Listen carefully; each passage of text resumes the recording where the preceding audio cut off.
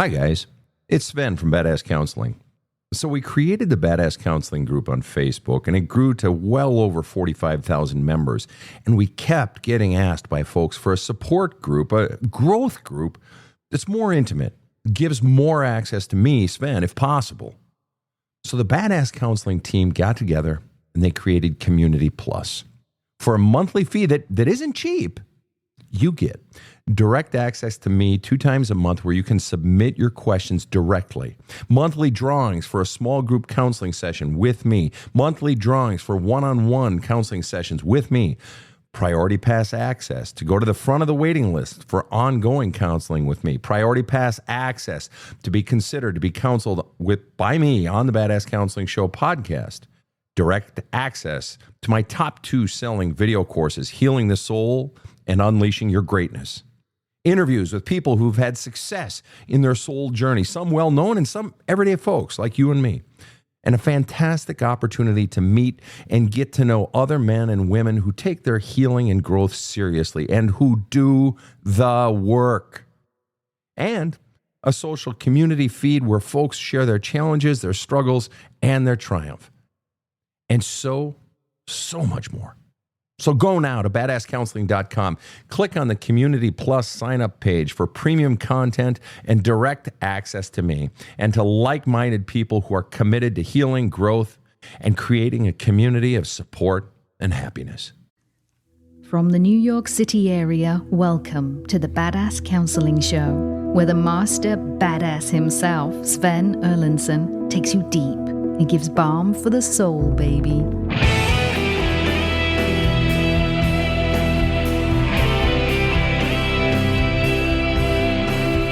Welcome to the Badass Counseling Show podcast. This is a live taping of a lightning round Badass Counseling Show. My name is Sven Erlandson. I am the host of this show. It's great to have you here. I'm joined in studio over in the booth by KC and Rob the Rocket sitting next to me. Wherever you are tuning in from, whether it's Belgium or Kentucky, Tucson, or the northern part of Canada, it's great to have you here with us. Rob, what say ye this evening? You know, I had a birthday a little while ago, and one of my gifts was a T-shirt that said, "Life is good." And I have to agree.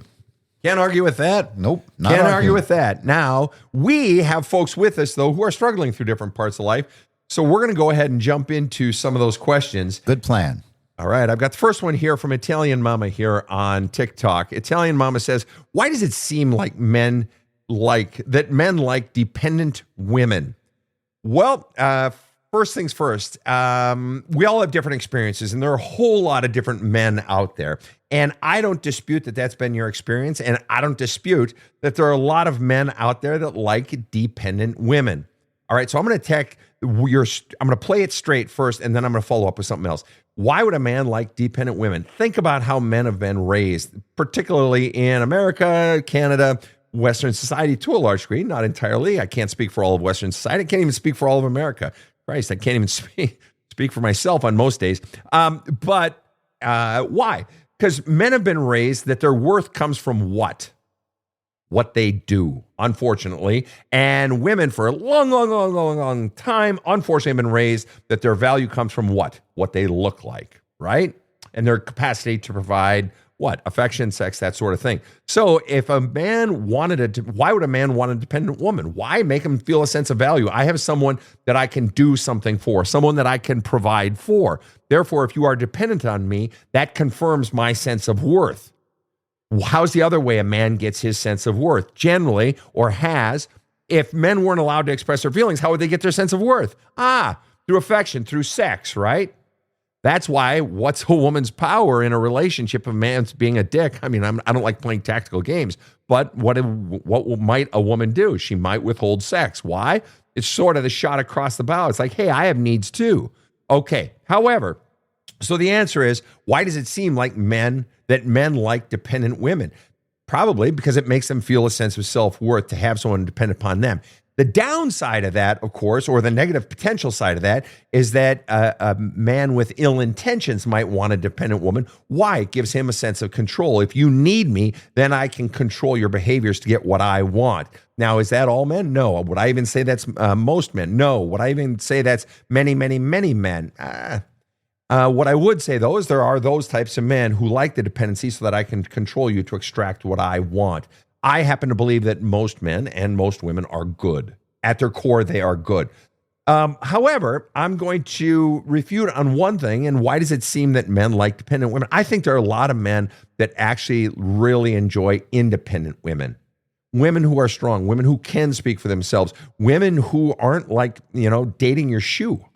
Women who like are real and they have their issues. It's just like, I'm going to have my issues. You're going to have your issues. Can we share each other's issues? And am I okay with yours and you're okay with mine? And can we sort them out together? And we're both striving to become better people. So I think there are a whole lot of men that actually like an independent woman, a woman who is strong, a woman who is intelligent. So there are about 5 different answers there to answer your question.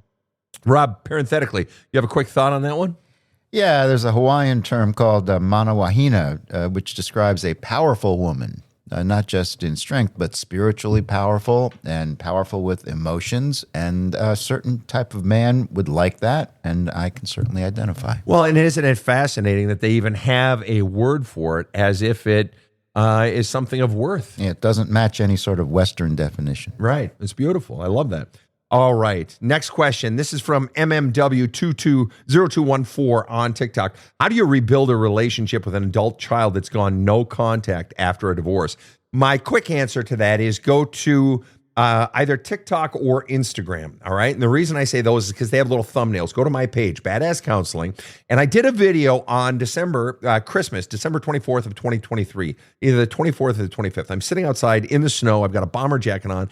And the title of the video is literally 7 ways to help your adult child heal. 7 things you can do to help your adult child heal. Now, I'm going to caveat this by saying it depends on the age of the child, but generally speaking, let's say your child is over the age of 30 in particular, there are 7 things that you can do. And fundamentally, the biggest thing you can do to help your child heal, the single biggest thing you can do to help your child heal after divorce is heal yourself. Why? Because you are going to come into that healing process with your adult child as a different person. You are going to come in more healed and more capable of being present to them. The mere fact that they are no contact with you says that they perceive you, even if you don't perceive you, they perceive you as hurtful, that you have hurt me. That means if you come in the way you have always been, what do you think they're going to be? In all likelihood, they're going to be resistant to you. That means you have to change you in order for them to be receptive to you. Secondly, the question was, how do you rebuild a relationship with an adult child that's gone no contact after a divorce? The second question you need to ask yourself is, and this is a tough one, if you had a choice and you could have your adult child healed from all the pain that you have caused them, that you have caused them, healed from that, but you don't get a relationship with that adult child, or you could have a relationship with your adult child, but they won't be healed from all the pain that you've caused them. Which would you choose? And if you're not choosing that they would be healed, but I don't get a relationship with them, you really need to reassess yourself and do deeper work before you go to that child. Because fundamentally, otherwise what you're doing is you're fundamentally saying it's more important for me to have a relationship with you than it is for me to help you heal. And they will, first of all, they'll sense that and they'll be like, fuck you, you're just in this for you. You're just wanting something out of it. You're wanting a relationship with me so that you can extract something. You're in this sort of healing between us. You're trying to mend the relationship so that you can get me back. You're not interested in my healing. Now, if you say I'm interested in my adult child's healing, primo, that's a great answer, which means if that is true, then you are going to have to subject yourself. You are going to have to go into this situation. And they may not be ready. First of all, you have to wait. You can tell them that I am open to hearing all that I have done wrong. And then that video that I talked about on Christmas of 23, one of the things it has you do is list all the things that you know you have done to hurt your child, that you have done. And then you can put that out there and tell them, I'm willing to listen and I'm open to hearing what other things there may be when you are ready. And then you have to do the work of letting go of your child. And you have to put it on their agenda because you may have to wait 5 years or 10 years before they are ready to open up to you. But if you are pushing them because you can't bear the thought of not having a relationship with your child, then it is about your agenda. And that was fundamentally the problem in the first place. That is likely part of why they pushed you away in the first place, because it was always about your agenda. So part of it is, the biggest part is you need to heal yourself. And it's painful and it hurts like hell to even hear this, but they've separated from you because whether you perceive yourself as a threat or not, they do. And if you are coming in hot, or if you are coming in with your agenda, they're going to sense that, and they're either going to push you away or pull back because you are still engaged in that same manner of that same approach. All right, next question. All right, going over here to Facebook. C. Claire on Facebook says, how can you practice mattering in a relationship when making them makes you happy? Okay, C. Claire, the problem isn't the relationship. The problem is within yourself. And I'm not saying you are a problem. I'm saying what you have been conditioned to believe about yourself is the problem. And that is how, if you have to practice mattering, that says that mattering for you does not come as part and parcel of who you are. You have to practice it. If you're having to practice it, if I have to practice riding a unicycle, I would have to practice that a lot. Why? I've never ridden a unicycle. And I'm not particularly coordinated that way to begin with. Little tippy, but I would have to practice and practice and practice. Why? Because I'd never known how to ride a unicycle. You saying I would need to practice mattering says that you had never been conditioned to matter. You hadn't been raised in a belief system wherein you matter and you were allowed to act, engage in behaviors and actions as if you matter. And you say, it makes me happy to make other people happy. Sure, you were conditioned that that's how you get happiness, by making other people happy. And hopefully then I can make them happy. If I pour enough love into their love cup, then maybe they'll pour some love into my love cup. But I just love pouring and pouring and pouring. And if you still love just pouring and pouring and pouring without getting anything back, you're young. You haven't burnt out yet. I literally just posted a video this afternoon on, one of the biggest complaints I hear over the last 30 plus years of counseling is women between 35 and 50 coming to me saying, Sven, I'm tired. I'm tired of being strong. And the other complaint is, I just want a man who gives a shit.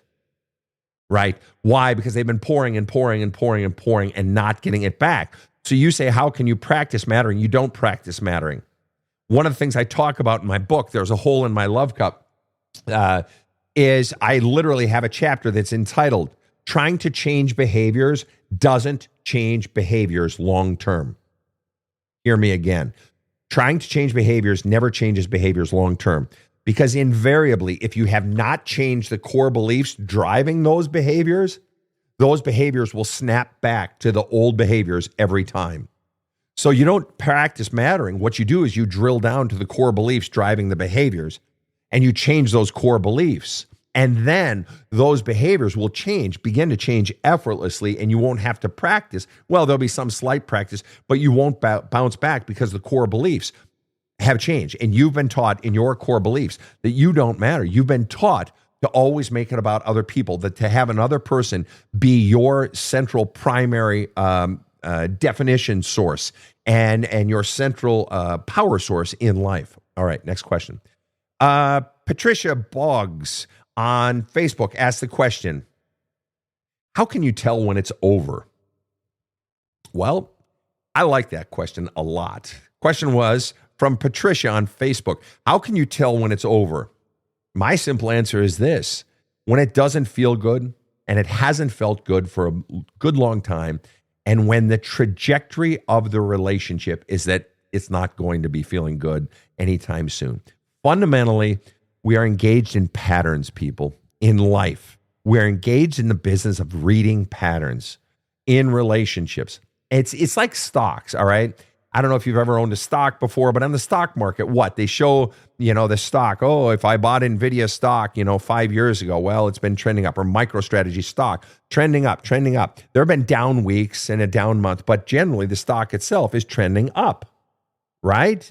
Even if there are down weeks or a down month, generally it's trending up. There are other stocks that, they may have a great couple months, but they've been trending down. For instance, Bitcoin, right?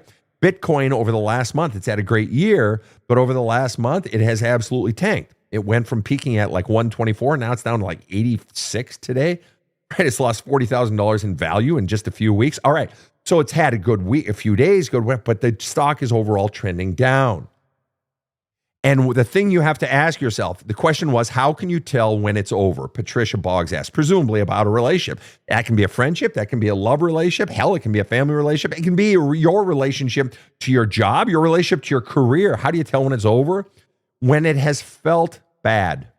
If you are not listening to and trusting not just your feelings, but your feelings as they interweave with your energy.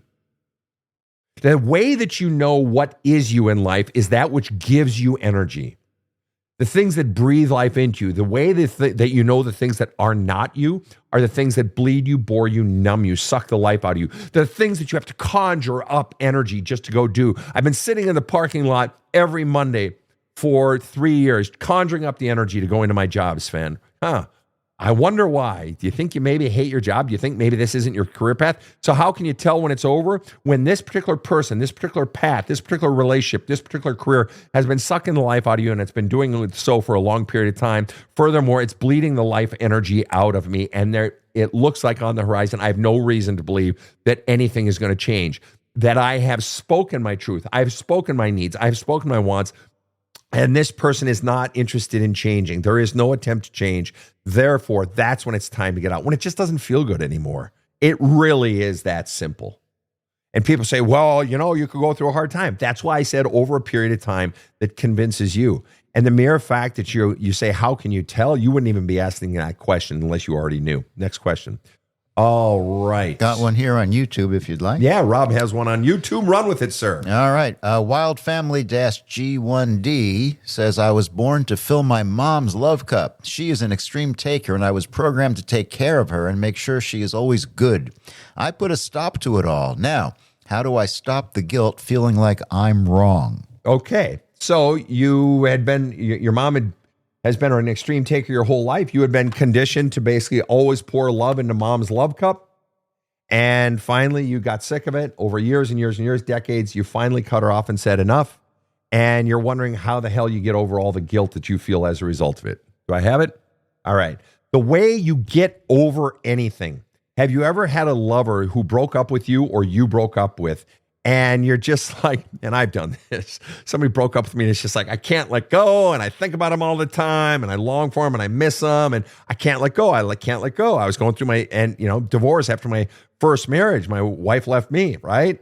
And we had a couple of kids together and it was like a year or 2 years later and people are saying, just let go, just let go. And I'm like, but how? How? Just let go. What does that even mean? Just let go. Oh, that's great, genius. What does that mean? And my response is what I've learned over time of counseling people and all the readings and so on and so forth that I've done, and a good part of my method with regard to letting go is simply this. The trick to letting go is to hold on as tightly as you can. And you're like, oh, okay. All right. Zen koan. What does that mean? Guru, blah, blah, blah. What does that mean? What it means simply is this. The fact that you are holding on says that you have feelings lodged inside of you that are not outside of you. Until the love and the pain and the anger, and in your case, the guilt are out of you, it's still in you. So you're wondering, how do I get past the guilt?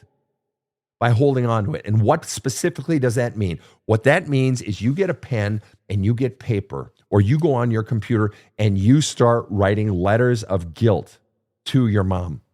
You start writing out all of your feelings. I'm so mad at you, but I do honestly miss you. I feel bad because I hurt your feelings. Obviously, that's what the guilt is. You feel bad. I'm a bad daughter. I'm a bad son. I hurt your feelings. I'm responsible. I've been giving to you, and I feel like I'm going against everything that I was conditioned to be. I'm the bad child. And you just keep flushing, because fundamentally what you're doing is you're taking all of that belief system that you were taught to believe and buy into, the family belief system that mom and mom's queen of the castle, and everyone in the family myth system exists to serve mom. And you've been taught that you have to live in that myth system, and you have had the courage to break out of it, but you still have all those feelings, and you got to flush deliberately.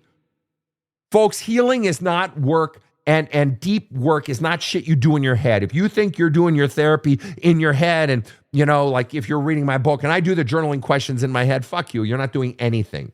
You're keeping it in you. If you're just thinking stuff out, you're keeping it in. Until it is getting out of you, it is still in you. So we hold on by holding those feelings, allowing them to come up and giving them a point of exit. That is what the journaling is for, or using your computer, journaling, writing the letters to your mom that you do not send, do not send, do not send, right? The goal is just to bring up these feelings, flush it out, flush it out, flush it out, flush it out. And why? Because what you're going to discover, and it's probably going to go quicker than you imagine. And you can even write things like, I feel like such a bad child. I'm a bad child, blah, blah, blah. But you were such a bitch. And I know I'm justified because this was wrong and it was bullshit. What you're going to find is your guilt is going to flush out of you faster than you realize. And you're going to realize I am justified. And you're going to start feeling a whole lot better very, very quickly. All right. Much more to come right after this short break. Okay. Well, you've heard the podcast. You've listened to other people's issues. Maybe you've studied hundreds of Sven's TikTok videos. Time to stop lurking. Face your fears. And focus directly on the one person in your life who can benefit the most from Sven's experience and insight. Now, that would be you. Just go to badasscounseling.com and order Sven's book, There's a Hole in My Love Cup. Or check out his many video courses. Sven found a way to help himself out of a 12 years depression. It worked for him, and it can work for you too. Check out badasscounseling.com today. This show provides soul counseling intended to entertain and inform and is not medical advice.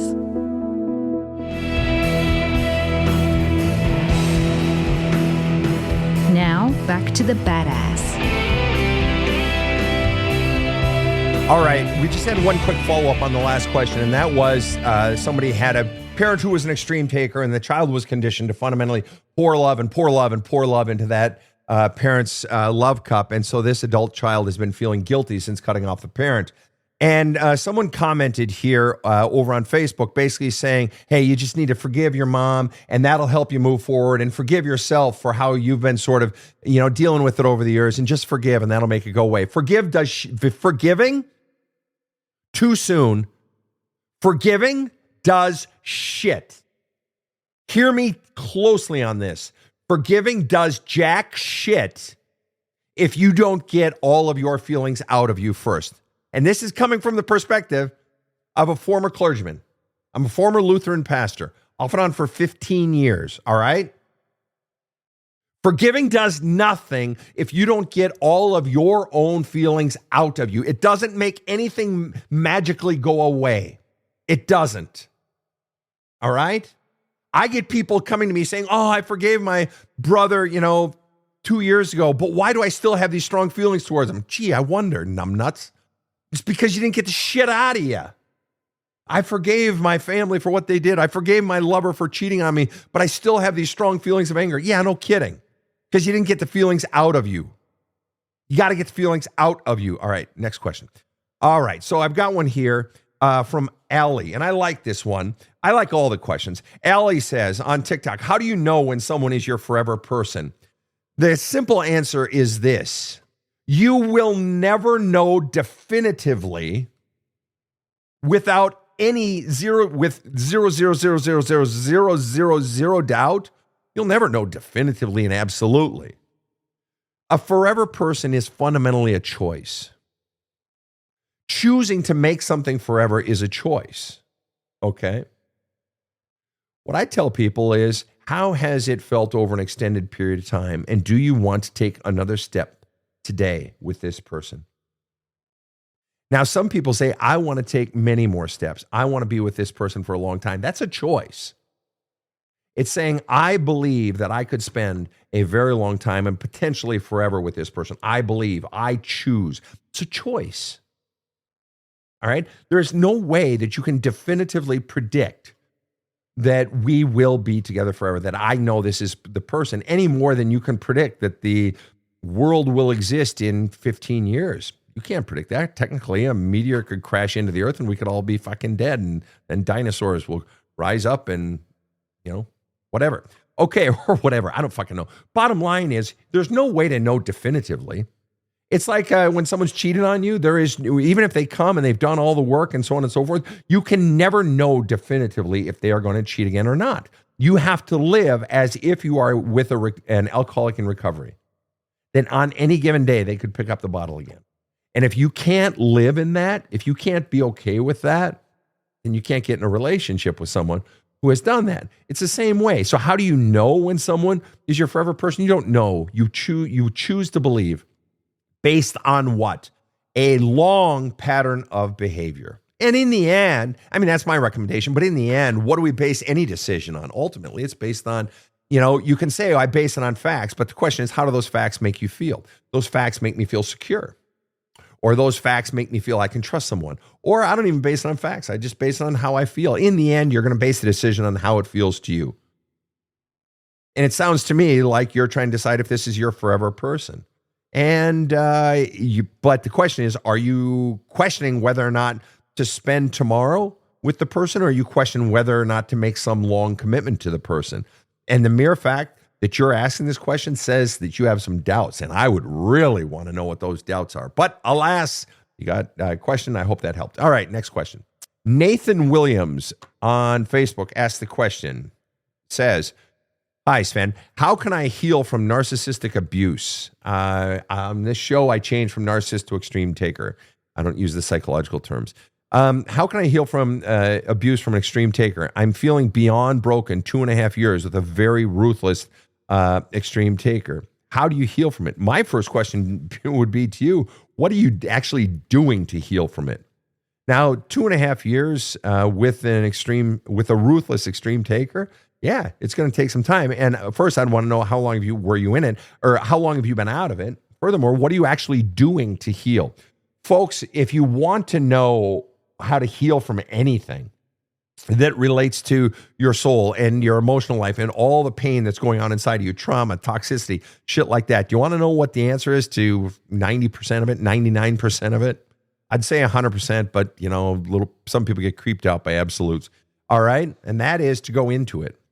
You have to go into it, the pain. You have to welcome up. You have to allow up all of the pain, Nathan, all of the anxiety, all of the fear, all of the rage, all of the loss, all of the everything. And you have allow it, welcome it all up, because it's in you. That's what's making you feel beyond broken. It's all of those feelings.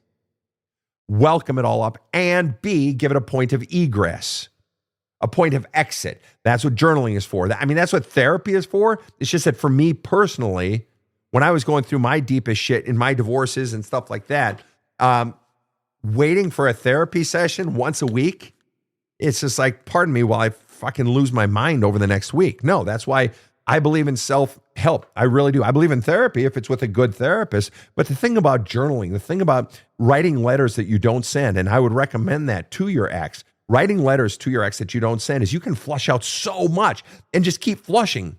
You can be flushing all day. You can flush as much as you want on your break, in your car when you're waiting at a stoplight. Just constantly flushing. Well, what's the point? It would go on forever. Exactly. Until it doesn't. It doesn't go on forever. The amount of feelings inside of you, while it may feel overwhelming, while it may feel infinite, is in fact finite. It does have an end point. And I've been doing this shit for 30 plus years. It has an end point. But people say, no, it doesn't. Mine would go on forever. Really? That's your excuse for not going into it, bringing it up and getting it out. And it requires work. It means having to face all those feelings. It means having to feel them, but we don't want to feel them. But the truth is, you just said you already are feeling them.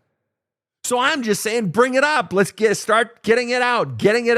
That means all of your feelings of rage, and especially all your feelings of love that you still feel, that caused you to stay in it when you were being treated so poorly. All right, next question. Here we go. This is from Zachary. Mind you, people, this is from a guy.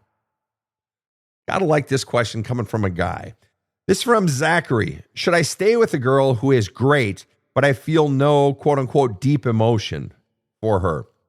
Spark, I guess, he says. Should I stay with a girl who's great, but I feel no deep emotion for her, or a spark? Now, there are a whole lot of people who I'm sure have their own opinions. I'm going to open it up to the peanut gallery. People, what do you say to Zachary? Should he stay with a girl who is great, but he doesn't feel any deep emotion or spark? Furthermore, the mere fact that a guy is answering this question says that guys have feelings. Wow. How about that? You're welcome, Nathan. Does anyone have a thought or a feeling for Zachary on whether or not you should stay with a girl who's a great girl, but I feel no spark? Kristen, TikTok says no. Lily says no. Paige B, hell no. Redhead 72, no. Shoe 73 says crest a new spark. You can't create feelings if there are no feelings. Beth Addis says sparks fade. That's Beth saying. Deborah Agnew says nope.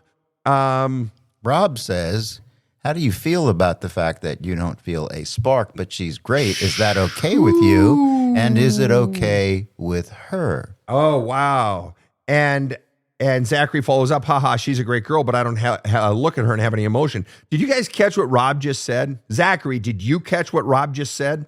Rob says, how do you feel about the fact that you don't have feelings for her? You don't have a spark. Yeah, you don't have spark. Deep emotion. You don't have a spark for her. How do you feel about that, man? That's a really great question. That's a really great question, Rob. I've got people. Tammy Kramus says no. And Nathan Williams saying, do you love her? Marie Capel says no. Zachary says, I feel like I'm broken and something is wrong with me. Wow. There you go. Listen to that. Great question, Rob. Listen, did you guys catch that? Listen to what Zachary says in response to Rob's question. So Rob asked the question. Zachary has initially asked the question, should I stay with a girl for whom I don't feel a spark? Rob says, well, how does it feel to know that you don't feel a spark? Zachary says, it feels like I'm broken and something's wrong with me. Isn't it fascinating that this guy, Zachary, I'm sure is a lovely fellow. I'm sure you are, Zachary. He says he feels no romantic emotion towards a gal, and he assumes, his instant assumption is that something is wrong with him. Because here's a great girl. How come I don't feel anything for her? Question for the peanut gallery. Have you ever had someone in front of you who's a terrific person, but you just didn't feel any chemistry for? They're really a lovely person. All right. Have you ever had that experience? Because I'm going to tell you, I've had that experience a million times. And I have no doubt plenty of women have had that experience with me. Sven's a great guy. I just don't feel a click with them for whatever reason. I just don't feel the chemistry. I don't feel the spark. It doesn't mean anything. It doesn't mean anything's wrong with the woman. Some would say it means she has good taste. She doesn't feel the spark, right? Or I just don't feel the spark with a woman. It doesn't mean there's something wrong with me. The truth is, Zachary, there are plenty of wonderful women in this world. All right? And he says, because why don't I like this great girl? You don't like her. You just don't feel it. Okay? There's an old saying. There's an old Greek proverb from ancient Greek. We don't choose love. Love chooses us. And that doesn't mean the lover chooses us. Call it the gods. Call it the universe. Call it God. We don't get to decide who we click with. I was single between my second divorce and the woman I've been with presently. For 12 years. I was single for 10 years. I fell in love a couple of times, but it just didn't materialize. I had plenty of women that I was attracted to, and they weren't attracted to me, vice versa, whatever. It's just, when it's not right, it's not right. And that's okay. Doesn't mean there's a thing wrong with you, Zachary. There's not a thing wrong with you. It's just some people you don't click with. Am I correct, people? Have you had people in your life you just don't click with? They're a lovely person. Anybody, please. Tammy says, yup. Back me up here, folks. Have you ever? Yeah. Deborah says, yes, I loved him as a brother. Janelle Smith says, yes, love them as a friend. Gabby Allison says, yes, you learn to love the person, not the spark. Says, that's her opinion on that one. That's all right. Everybody's got a different opinion on this. All right. But the bottom line is, dude, if you don't feel it, I had a young woman tell me on this one, Zachary, I'm going to give you one more piece of insight. I had a young woman that I was counseling. She was like 22. And she had said that she had a conversation with her great-grandmother. And the conversation with her great-grandmother, who I guess at the time would have been presumably in her 90s, I'm assuming, 80s, 90s. And her great-grandmother said, do not marry someone unless you adore them. Do not marry someone unless they adore you. For what it's worth, wisdom from a 90-year-old. So if you don't adore the woman, it's just like, because you're going to go through hard fucking times, man. And I believe that the adoration and the love, and coupled with the friendship, you're looking for both. I mean, why does it have to be one or the other? All right, next question. That was a great one. We all had fun with that one. All right.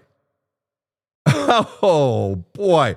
Lila here on TikTok giving us a salty question. Here we go, folks. This is, by the way, folks, this is the Badass Counseling Show podcast. This is a live taping of a lightning round where we answer your questions on all things life related. I am the Badass Counselor. We have about 3 million followers on TikTok. We have millions of followers, downloads to the Badass Counseling Show podcast. We do 2 different episodes every single week, new episodes every single week. 2 on Sundays, they are these lightning rounds, and on Thursdays, we release our counseling episodes where we literally counsel people live on the show. So please feel free to tune in to the show. Lots of back episodes on Spotify, Audible, Apple, iHeartRadio, etc., and wherever you get your podcasts. All right. Lila asked the question. Lila, I love this question so much. This is just great. I'm going to encourage further feedback from the peanut gallery here, folks. So that means you.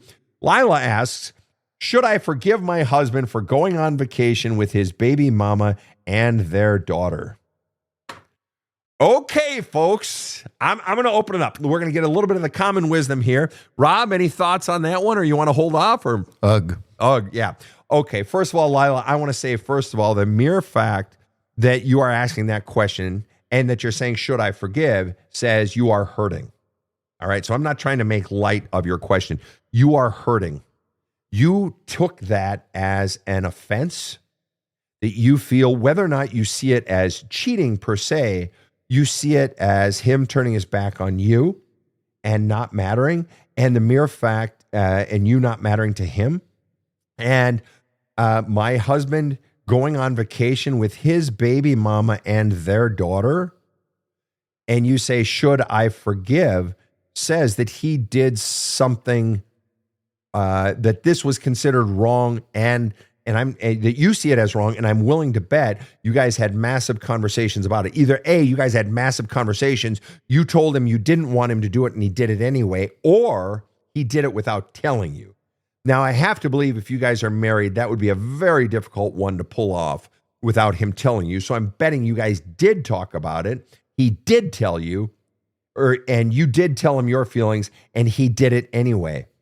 And you're saying, should I forgive? The mere fact that you're asking, should I forgive, tells me you don't want to. And it's also telling me he's likely pressuring you to forgive. He wants everything to go back to normal. Why? Because that fundamentally exonerates him. And you're saying, I don't want to. The real question is, what do you want in this situation? And not that you have to do it. If you and I were in counseling, I'd say, what is it you really want out of this situation? What is it you want to say? I'm not saying, what do you want to have? I know you want to have him apologize. I know you want to have him truly own it. That's what you want to get. That's not the question I'm asking. I'm asking, what is the question you want to, what is it that you want to do?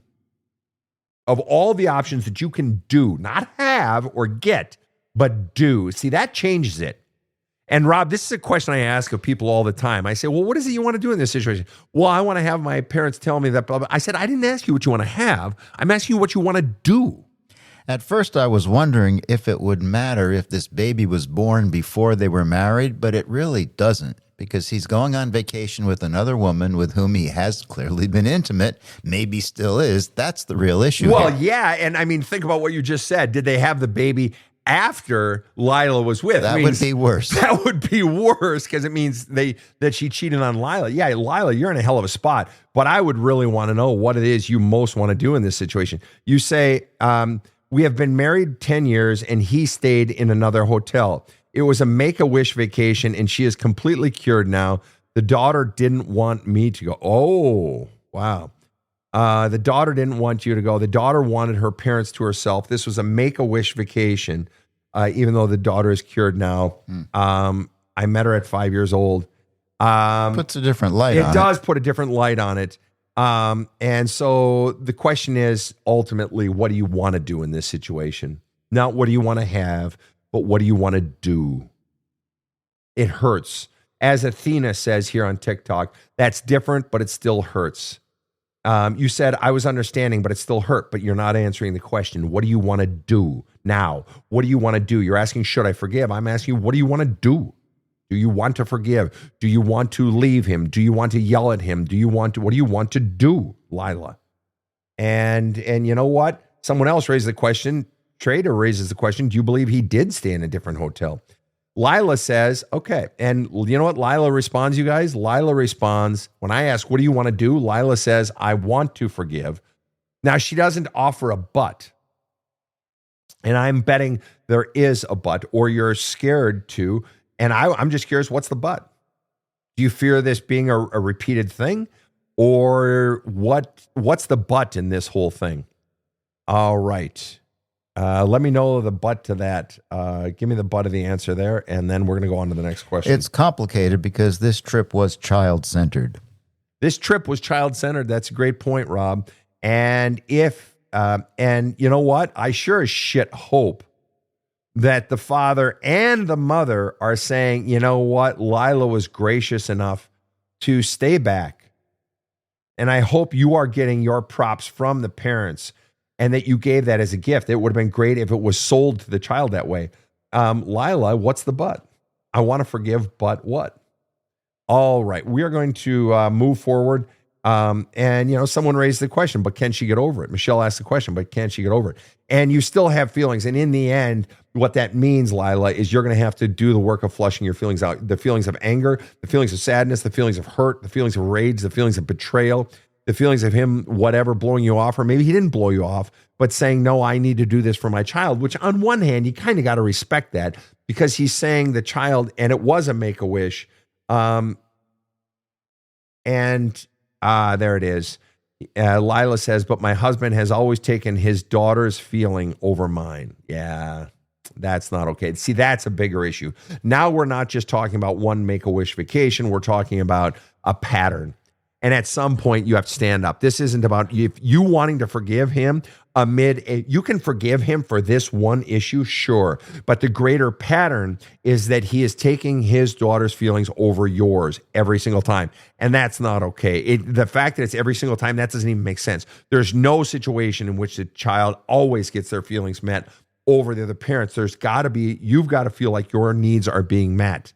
And what that really indicates to me, potentially, Lila, and it may not be this, and I've seen this enough times, that what's really going on is your husband is potentially still afraid of his ex. That she's pulling the strings, that he either wants her approval or he fears his disapproval. So it's not about taking his daughter's feelings over yours. It's about his taking his ex's feelings over yours. And that's a different thing. But him taking his daughter's feelings over yours, that's not okay. And that shit has to come to a halt because that's the greater pattern. You can forgive the Make-A-Wish thing, the vacation with his daughter, but forgiving this larger issue is not okay because this is only going to lead to more pain. All right, next question. Here we go. Scott Wazalewski says, how can an extreme taker help their victims to heal, assuming the victims are open to such a thing? The way you help your victims to heal, the single biggest thing you can do, Scott, is heal yourself. If you are an extreme taker, what that means is you are conditioned to believe that you don't have worth. And I know you're like, how the fuck is that connected to being an extreme taker? The reason an extreme taker, what most people call a narcissist, is because, or an extreme taker, is because they were conditioned to believe that they don't have worth, even if they were the golden child. The golden child is conditioned to believe they don't have worth intrinsically in who they are. They only have worth if they hit their numbers. They make mom and dad proud, if they do what's expected of them. Or the child who's neglected, or the child who's put down. They're all getting the message, you don't have worth. A hole is getting punched in the bottom of their love cup. And so this extreme taker, you in this case, is taking and taking and taking as a way to get your needs met, your wants for more and more and more love. And you're saying, well, how do I help the victims heal? By changing yourself first. Because if you don't heal that hole in your bottom of your love cup, somehow deep down, you're still fucking them. This is still a fucking ploy for you to get your fucking needs met, Scott. This is still about you wanting to help them heal. And if you hadn't done that healing, even if you had, my first question, if we were in counseling, is I'd want to ask you the question, why? And this is going to sound insane. Why do you want to help them heal? Why? And I'd really put your feet to the fire. What's in it for you? What do you stand to gain if you're victims of your being an extreme taker or narcissist? What do you stand to gain if they heal? And, you presumably you get a relationship back with them. Yep, exactly. So you get something back where potentially they go back to pouring love into your love cup. And the bottom line is, once you are doing it for them and not for you, truly, but that can only, then that's when we have real healing. But that can only happen when you've healed yourself. You have to heal yourself first, Scott. And you're like, well, what the fuck does that mean? How do I even do that? Scott, you need to start with this. And you need to not only read the book, but you need to do all the journaling exercises in the book. This will take you down. This will get you well down the road to healing. There's a hole in my love cup, and it's on the website. There's a hole in badasscounseling.com. I'm going to take one more question. Oh, here we go. I don't even know how this is going to end. I just saw the opening line of this question, so I got to take it. This is from Margaret Neal on Facebook. My man asked me not to have nail polish on, and I did. And he said that I was disrespectful to him for having nail polish on. What is that about? Please help. I've got an opinion, but we're just having so much fun letting everyone check in on this. Any ladies want to offer a bit of input? Guys, if you got some too, but any ladies want to offer just a hair of input for Margaret's help on this one? Margaret asks, my man asked me not to have nail polish on, and I did. And he said that I was disrespectful to him for having nail polish on. What is that about? Please help. I'll tell you one thing. It's not about nail polish. That's exactly right. Gimpy Hart on TikTok says abusive. Danny says control. Kristen, controlling. Joy Watt says run away. Amber says paint the walls. Next. AFJ says control. Johan W says Margaret, run fast. Lush T, control. Christine says he's not letting her be herself. Next, Mara says he's insecure and jealous person. Yeah, all of those things. That's control shit, man, right there. But more than that, let me tell you where it's potentially coming from. And this does not excuse it at all. He is fucking you upside down and all around. All right? The fact that your head is spinning, this is just one snippet in your relationship. And if you think this shit is magically going to heal itself and go away, him acting this way is going to go away because you apologize a whole bunch, you're crazy. All right? You're deluding yourself. This is going to be a pattern on everything. If it hasn't been already, it's going to continue to be. This shit does not magically heal itself. Where it's likely coming from, though, is he feels, why would a person feel like nail polish is disrespect? I'm going to be very honest with you. Back when I was 22 and I met the woman that would be my first wife, I would get jealous if I saw her laughing with another man. All right? I'd get really jealous. After we divorced, the thought of her laughing with or dancing with another man made me really jealous. The idea of her being happy, just even laughing with, even before we married, made me really jealous. Why? Because I took it as that someone else could make her happy, that she wasn't happy enough with me, that she was off being happy with or laughing. Something as trivial as that. Right? And I look back on that now and I'm like, oh God. Right? But I was 22. Okay. And so he potentially sees you having worn it at all as somehow you were trying to get attention. Maybe even he sees it as you were trying to attract a man. Now, does that make it right? No, not at all.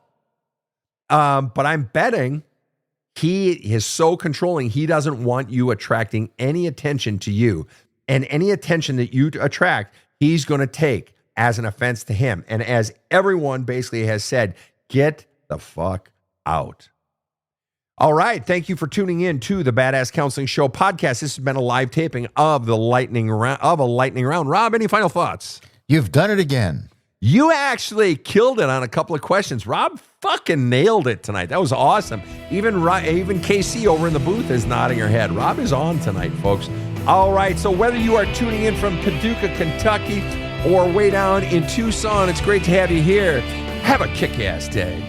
The Badass Counseling Show is strictly copyrighted.